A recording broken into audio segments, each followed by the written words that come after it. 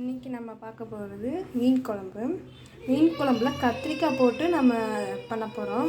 அது எப்படின்னு பார்க்கலாம். அதுக்கு தேவையான பொருட்கள் பார்த்திங்கன்னா, வெங்காயம், பூண்டு, கருவேப்பிலை கட் பண்ணி வச்சுருக்கேன். இது வெங்காயத்தை மிக்சியில் ஒரு அடி அடித்து திப்பியாக வச்சுருக்கேன். இது தக்காளி. நான் நல்லெண்ணெய் ஊற்றி தான் மீன் குழம்பு வைக்க போகிறேன். நல்லெண்ணெய் தான் டேஸ்ட் கொடுக்கும்.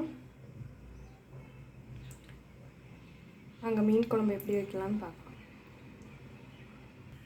கடுகு போட்டிருக்கேன். கடுகு பொரியட்டும்.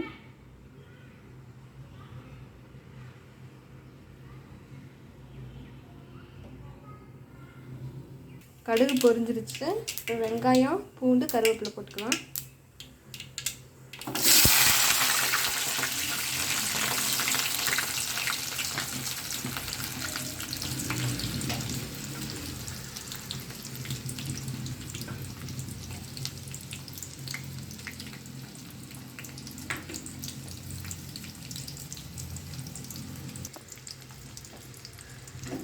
நல்லா வெங்காயம் வணங்கணும்.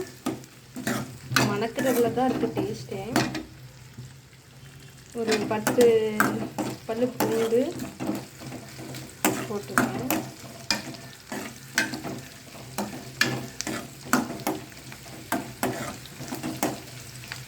நீங்கள் நல்லெண்ணெய் வேணாம், கடலெண்ணெய் யூஸ் பண்ணிக்கோனாலும் யூஸ் பண்ணிக்கலாம், தப்பு கிடையாது.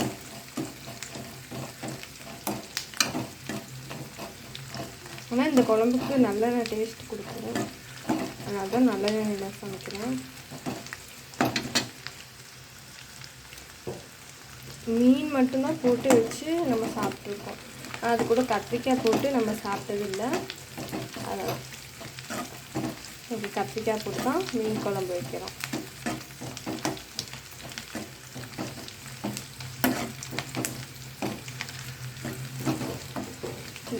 கொஞ்சம் வணங்கிருக்கு. இந்த டைமில் நம்ம வெங்காயம் திப்பியாக அரைச்சி வச்சுருக்கோம். பார்த்தீங்களா, இப்படி இருக்கணும். திப்பியாக ரொம்ப நைஸாக அரைச்சிடக்கூடாது. இப்படி தான் இந்த அளவுக்கு தான் இருக்கும் திப்பியாக. அதை இந்த டைமில் போட்டுக்கலாம்.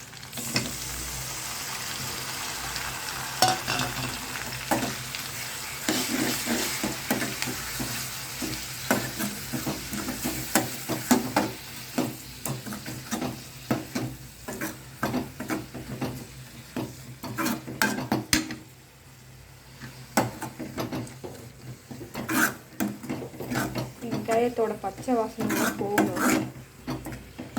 நல்லா வணங்கணும். பொன்னிறமாக வணங்கணும். நல்லா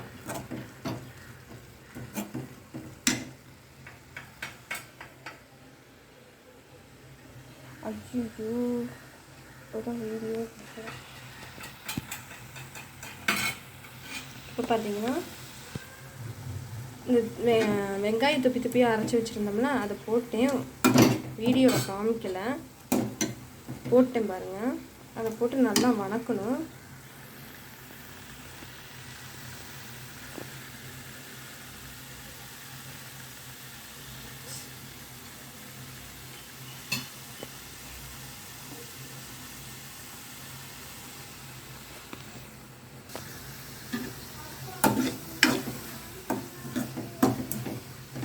நல்லா பொன்னிறமாக வெங்காயம் வணங்கணும்.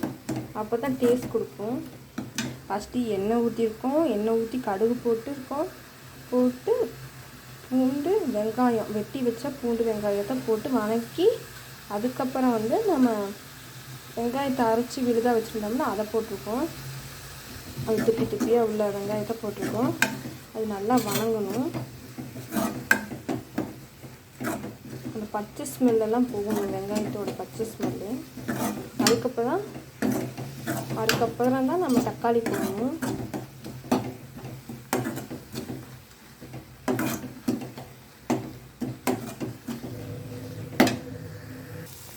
இங்கே பாருங்கள், வெங்காயத்தோட பச்சை ஸ்மெல்லாம் போச்சு. இந்த டைமில் நம்ம தக்காளி ஆட் பண்ணிக்கலாம். நான் சின்ன தக்காளி 2 எடுத்திருக்கேன்.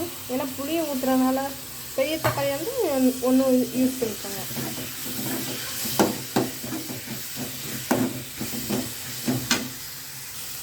தக்காளி வணங்குறதுக்காக நம்ம உப்பு ஆட் பண்ணி தக்காளி வணங்குறதுக்காக நம்ம உப்பு ஆட் பண்ணிக்கலாம். 1 டீஸ்பூன் போட்டுக்கலாம்.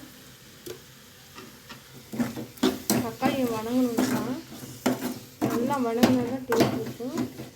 இது கூட நம்ம கத்திரிக்காயும் போட்டுக்கலாம். இது கூட நம்ம கத்திரிக்காய் ஆட் பண்ணிக்கலாம். மீன் குழம்பு பிடிக்காதவங்க கத்திரிக்காய் கூட போட்டுக்கலாம். புளிக்குழம்பு மாதிரி ஆயிடும்.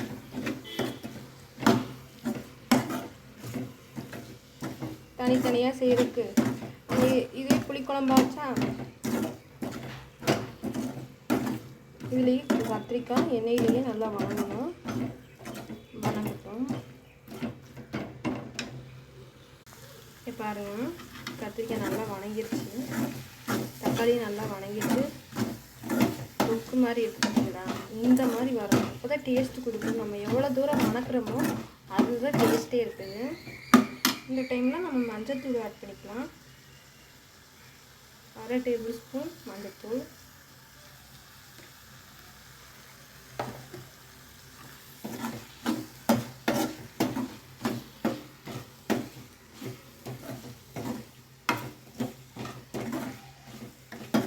இப்படி நல்லா வணங்கினா நம்ம புளித்தண்ணியை ஊற்றிடலாம். நம்ம புளி தண்ணி ஊற்றிக்கலாம். ஒரு பெரிய நெல்லிக்காய் சைஸு புளி எடுத்து ஊற வச்சுக்கோங்க.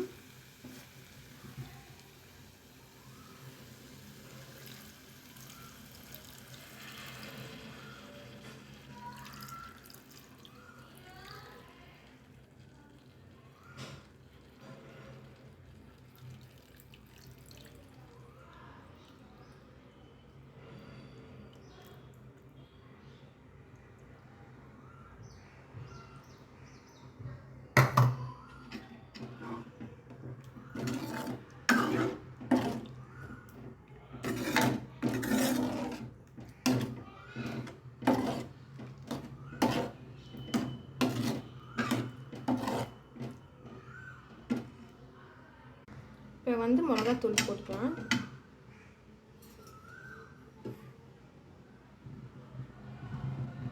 ஒரு டீஸ்பூன் மிளகாத்தூள், காரத்துக்கு ஏற்ப போட்டுக்கோங்க. 1.5 ஸ்பூன் நான் போட்டிருக்கேன்.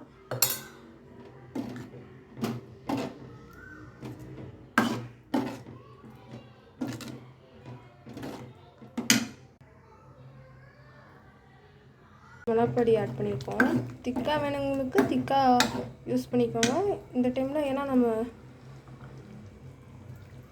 மறுபடியும் கொதிக்கிறப்ப திக்காக ஆகும். கொஞ்சம் தண்ணி ஆட் பண்ணிக்கலாம்.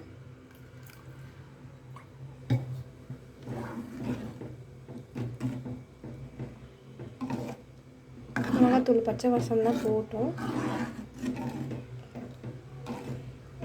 மறுபடியும் கொதித்து வரப்போ நல்லா திக்காக வரும். குழம்பு கொதிக்கட்டும். இந்த குழம்புக்கு தேவையான உப்பு ஆட் பண்ணிக்கலாம்.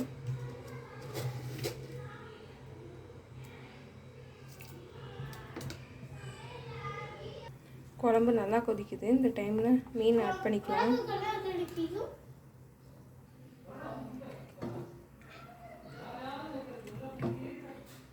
நான் இன்றைக்கி எடுத்துருக்கிறது வாவல் மீன் எடுத்திருக்கேன். இது கூட பாறை மீனும் போட்டுக்கலாம், சூப்பராக இருக்கும். கத்திரிக்காய் கூட மத்தி மீனும் நல்லாயிருக்கும். நீங்கள் வந்து மீன் வெந்தோன்னா தேங்காய் கூட அரைச்சி ஊற்றிக்கலாம். நான் இன்றைக்கி தேங்காய் வந்து ஆட் பண்ணல. உங்களுக்கு விருப்பமான ஆட் பண்ணிக்கோங்க. தேங்காய் அரைச்சி ஊற்றிக்கோங்க.